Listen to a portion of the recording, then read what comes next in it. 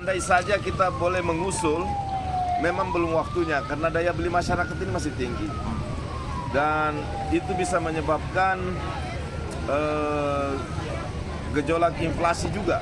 Benar. Apalagi kita di Samarinda ini, semua bahan pangan bergantung dari luar, 80% dari luar. Dengan naiknya harga BBM Pertalite itu akan mempengaruhi naiknya kos transportasi, termasuk angkutan pangan. Belum lagi di masyarakat yang daya belinya memang rata-rata belum pulih pasca pandemi COVID-19. Masih rendah kemarin. Masih rendah. Ya, saya harap kebijakan ini benar-benar dilakukan kajian yang komprehensif.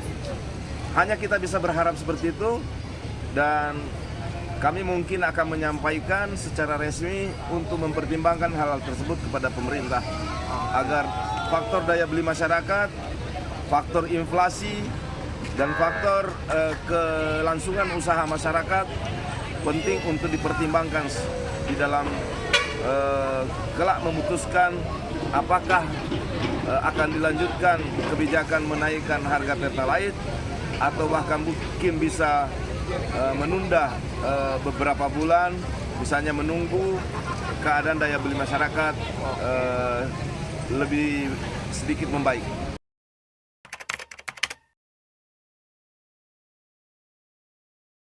Ya, masalahnya kenapa Perwali itu hadir, karena ada pihak yang bolak-balik ke SPBU, yang itu padahalnya hanya 1-2 pihak aja. Sehingga kalau tidak dibatasi malah bisa kelangkaannya menjadi makin besar.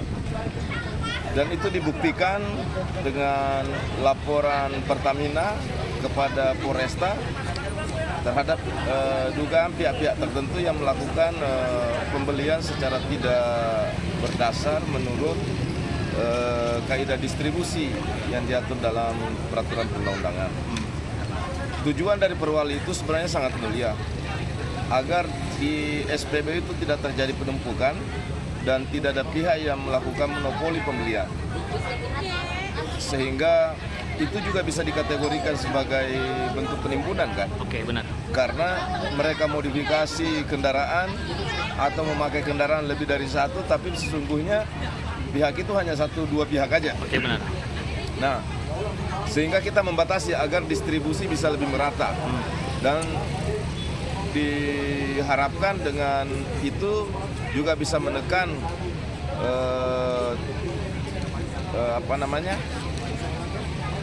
penumpukan kendaraan di SPBU. Kita tidak boleh lupa bahwa akibat penumpukan di SPBU telah banyak memakan korban. Oke, benar. Dan beberapa korban itulah yang mendasari kita harus mengatur. Jadi sesungguhnya yang paling bertanggung jawab di sini pertama adalah Pertamina, yang kedua SPBU. Sesungguhnya kalau semua pihak turun melakukan razia misalnya atau pemeriksaan di SPBU, masih ada SPBU yang melakukan penjualan secara tidak benar, bahkan setelah diberlakukan fuel card tersebut. Nah, ini poinnya. Jadi poin pertama adalah masalah atau biang kerok dari masalah ini adalah soal harga yang berbeda antara subsidi dengan non subsidi. Kita sebenarnya berharap mudah-mudahan ada perubahan kebijakan dari pemerintah agar yang disubsidi itu adalah orang, bukan produk, bukan komoditas. Kalau komoditas yang atau barang yang diperjualbelikan, barang niaga yang disubsidi, maka semua orang baik yang berhak maupun tidak berhak berpotensi untuk menggunakan BBM yang bersubsidi itu. Benar. Kan sebenarnya niatnya pemerintah sangat mulia ya, dari pusat. Ingin agar bagi warga masyarakat non-industri bisa memperoleh harga solar yang lebih murah daripada harga solar industri. Masalahnya karena yang disubsidi adalah produknya, maka orang-orang itu yang bahkan industri pun ada yang datang mengambil solar di SPBU. Benar. Ya. Andai saja ini bisa diubah yang disubsidi itu adalah para masyarakat, artinya anggota masyarakat yang disubsidi, maka pasti tidak terjadi antrian, tidak terjadi hal yang mengganggu, meresahkan di SPBU. Ya, kita tahu SPBU pasti orientasi utamanya adalah profit. Mereka tidak ada SPBU yang tidak peduli apakah ini yang membeli adalah masyarakat atau industri. Ya, industri pun BBM untuk masyarakat pun dijual kepada mereka. Kalau tidak, dari mana misalnya contoh para Petramini itu mengambil BBM, ya kan? Kalau bukan dari SPBU, semuanya dari SPBU. Ini fakta, bukti bahwa SPBU itu ada yang nakal. Nah, pemerintah melalui Perwali, kita ingin ngatur itu karena kita tidak bisa menjangkau soal harga ini. Benar. Itu kebutuhan ke wilayahnya BPH Migas dan Pertamina. Nah, BPH Migas dan Pertamina itu harusnya ngurusi ini, jangan cuma ngurusi nambah kuota, naikkan harga eceran dan lain sebagainya. Nah, sekarang contoh Pertalite. Pertalite ini juga di luar jangkauan pemerintah kota, ini keputusan pusat.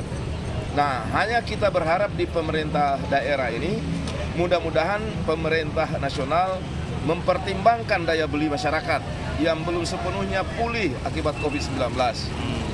Walaupun kita tahu bahwa memang diperlukan ada tambahan keuangan bagi negara, tapi sangat penting untuk mempertimbangkan daya beli masyarakat.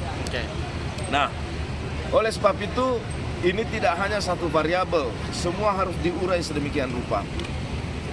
Di sisi lain, kita berharap penegakan hukum, agar para industri pengusaha yang nakal yang menggunakan solar subsidi itu ditindak, diberi efek jerah, sehingga keadaannya tidak saling menyalahkan. Saya bisa memahami masyarakat banyak yang tidak paham soal ini, karena memang ini mata rantai yang sudah lama beroperasi, sudah lama berpraktek, tidak hanya di Samarinda tapi di hampir semua kota. Jatah BBM kita sudah minta agar ditambah.